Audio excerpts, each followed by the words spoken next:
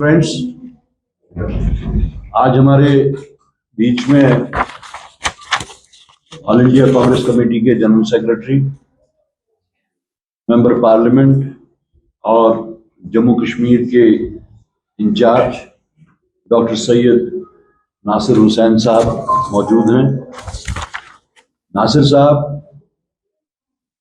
कल सुबह की फ्लाइट से यहाँ आए और हम उड़ी का जो हमारा प्रोग्राम था, जो एक ऑल इंडिया लेवल पे प्रोग्राम इस वक्त पूरे मुल्क में चल रहा है AICC की तरफ से, मेरा वोट मेरा हक, उस प्रोग्राम की इनॉग्रेशन के वास्ते किक स्टार्ट करने के लिए Nasir sahab all the way from Bangalore to Delhi to Srinagar to Uri आए हुए थे। और वो प्रोग्राम किक स्टार्ट करने के बाद आज हमारा जो प्रोग्राम यहाँ पे था वो हमारे डिस्ट्रिक्ट कोऑर्डिनेटर्स, जो एक सीनियर लेवल के हमारे पार्टी लीडरशिप है, उनके साथ और डिस्ट्रिक्ट प्रेसिडेंट्स के साथ इंटरैक्टिव सेशन था और जो तकरीबन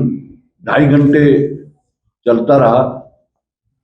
मैं आप लोगों से एक बहुत ही इम्पॉर्टेंट और सेंसिटिव इशू को शेयर करना चाहता हूं कि डॉक्टर सैयद नासिर हुसैन साहब एक सिटिंग मेंबर पार्लियामेंट हैं, उसके साथ साथ ये ऑल इंडिया कांग्रेस कमेटी के जनरल सेक्रेटरी भी हैं। Out of 9 general secretaries all over India, he is one of them. और जब भी कोई मेंबर पार्लियामेंट यहां पे आते हैं या general secretary all India Congress committee के आते हैं, तो यहां पे एक सेट प्रोटोकॉल सिस्टम होता है स्टेट गवर्नमेंट का,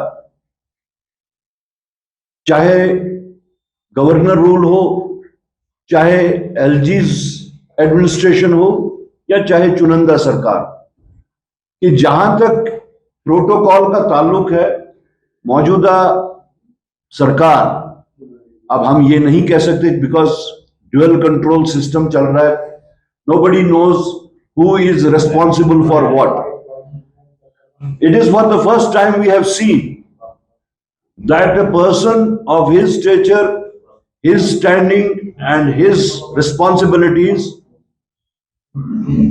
the people who are responsible for providing security and protocol, totally failed this time.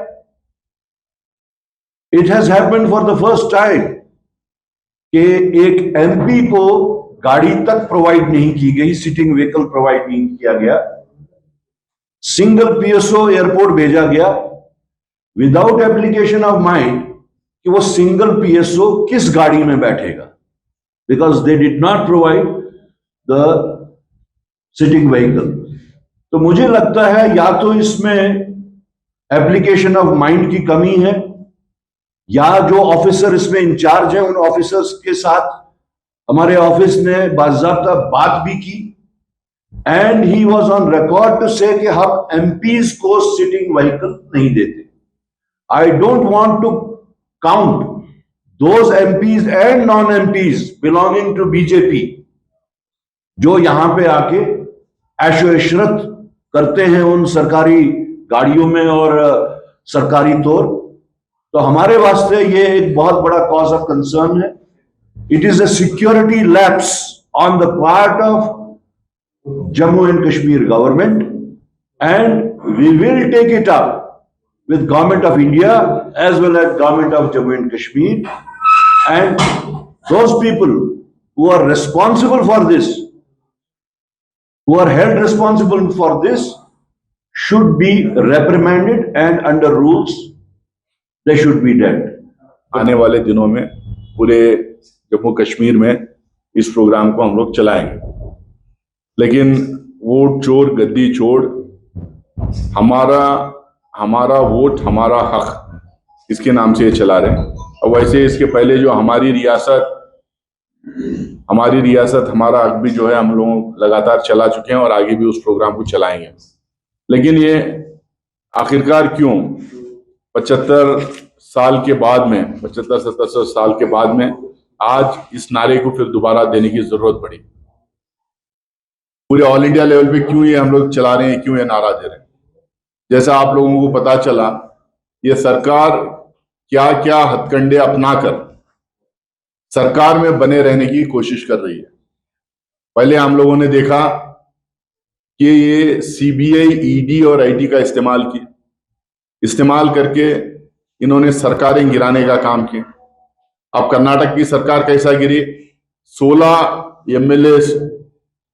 MLA को के खिलाफ में ईडी आईटी के समन्स चले जाते हैं, उनके घर पे फाइल्स उनके खिलाफ खुलते हैं, उनको उन पार्टियों से बाहर हटवा के अपनी पार्टी में शामिल करवा के सरकार गिराते हैं।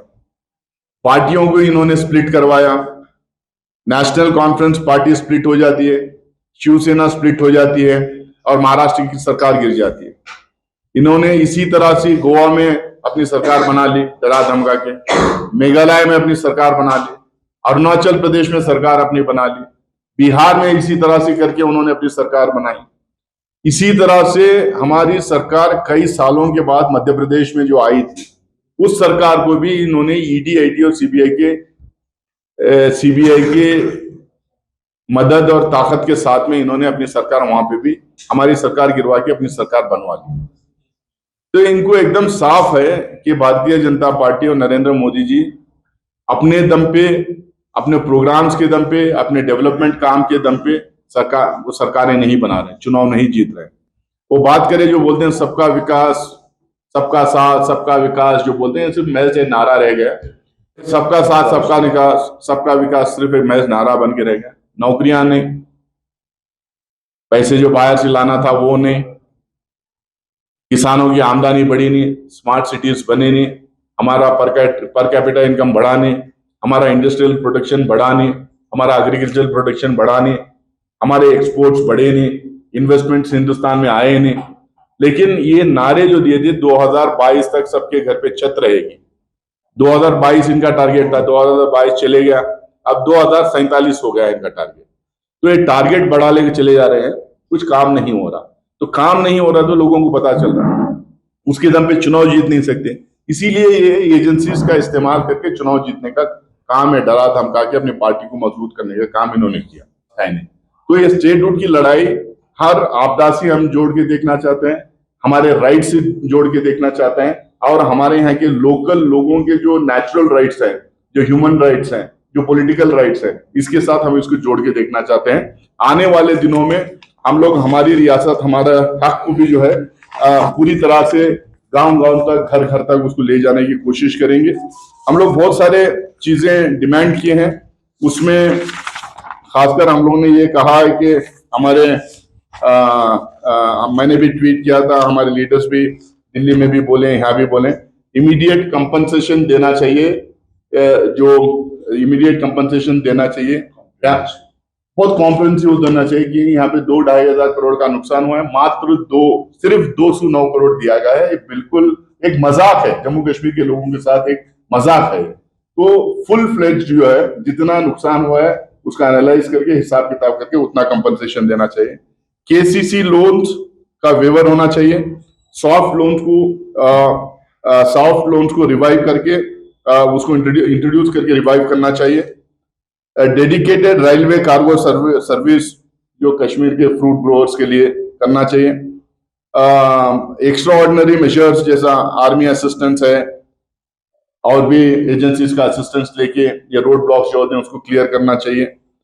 स्ट्रेंथनिंग ऑफ मुगल रोड और रिलायबल अल्टरनेटिव कॉरिडोर की बात की है, और accountability in road construction and tunnel construction. कल कर्रा साहब वहां पे मीटिंग में बोल रहे थे, जिस तरह से उसको विजुअलाइज किया गया था और प्लान किया गया था और पैसे उसके लिए ईयरमार्क करके उसको स्टार्ट किया गया था, वो कांग्रेस के जमाने में ही किया गया था, यूपीए के जमाने में।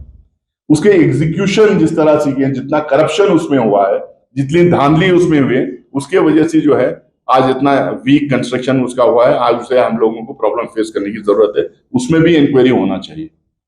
और हम लोगों ने कहा है कि कश्मीर को बचाने के लिए हॉर्टिकल्चर और हॉर्टिकल्चर और टूरिज्म को बूस्ट करने के लिए कुछ मेजर्स लेना चाहिए, कुछ बोल्ड मेजर्स लेके यहाँ के लोगों को कुछ राह दिखाना चाहिए। और ये भी किसी ने मुझे बताया कि इलेक्शन के टाइम पे जो हमारे ट्रक ओनर्स थे, जो स्पेशली जो हमारे ये कैब ड्राइवर्स वगैरह थे, जो व्हीकल्स जो थे, उनके जिस तरह से इस्तेमाल हुए थे, इलेक्शन कमीशन उसका पैसा तक नहीं दिया अभी तक। उनका कम से कम वो जो पैसा उनका इस्तेमाल किया, उनकी रोजी रोटी थी, उनकी आमदनी थी, उसको तो देना चाहिए इन लोगों को, वो भी नहीं दिया, वो भी हम डिमांड करते हैं।